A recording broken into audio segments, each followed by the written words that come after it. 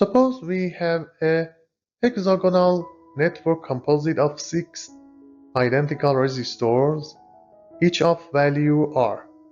In the figure, R has been assigned a value of 1 kilo ohm, but we wish to treat the problem generally for an arbitrary value of R.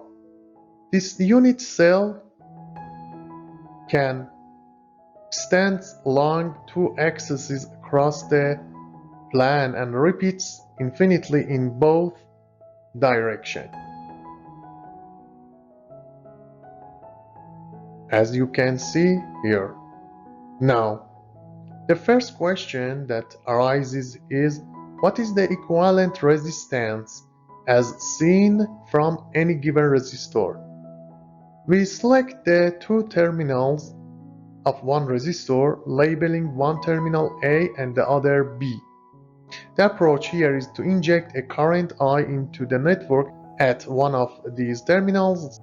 In other words, suppose we connect a battery across the 2 terminals of this resistor, so the current I enters node A from the positive terminal, flows through the network and returns through terminal B. We then trace the path of this current through the network. Suppose the current entering node A is by symmetry divided into 3 equal parts, hence the contribution of each of the branches connected to node A, 1/3 of I. If we continue further and consider the next set of nodes by symmetry, the current is again divided, this time into 2 equal parts among their remaining branches, so that each carries a current of I divided by 6. We can continue in this manner, calculating the other currents in the remaining branches according to the direction and magnitude of the previously computed currents. However, what matters for our purpose here is the path from A to B. Therefore, if we disregard the other currents and retain only the current along our path of interest, we see that the contribution at the point of entry is 1/3 I. Yet, as we have seen, the other branches also carry current, and this pattern continues indefinitely.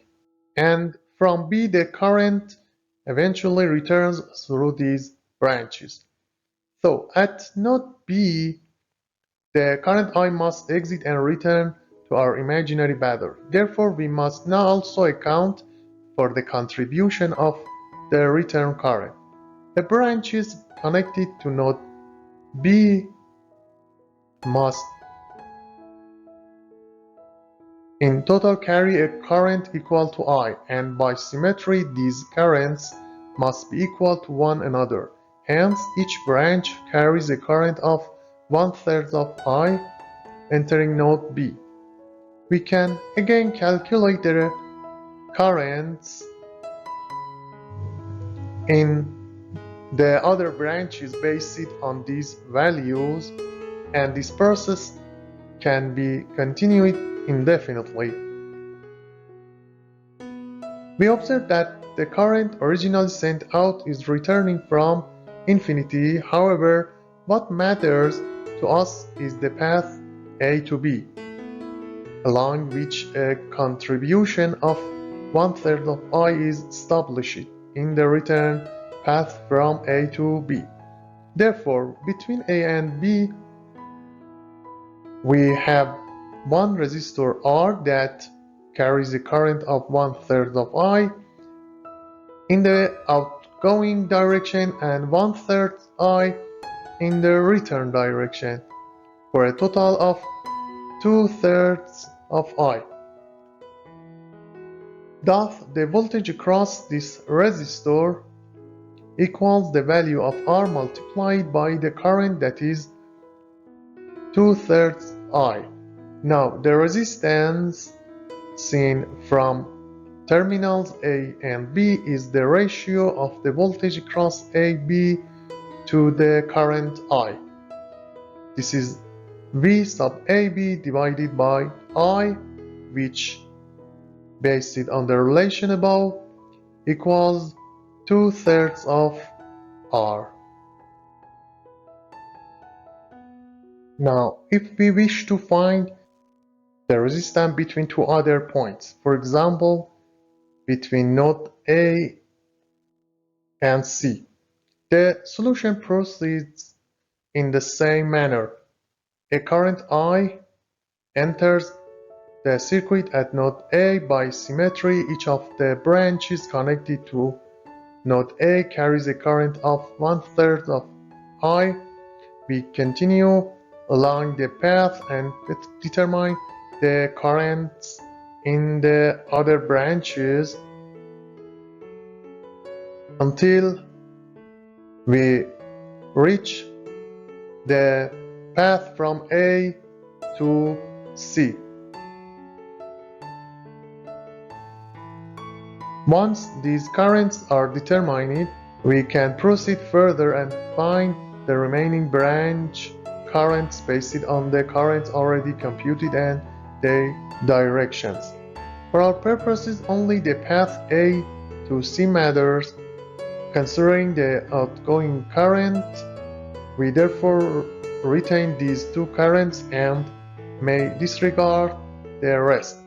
From A to C there is a current of 1/3 of I through one resistor R and a current of 1/60 of I through another resistor R.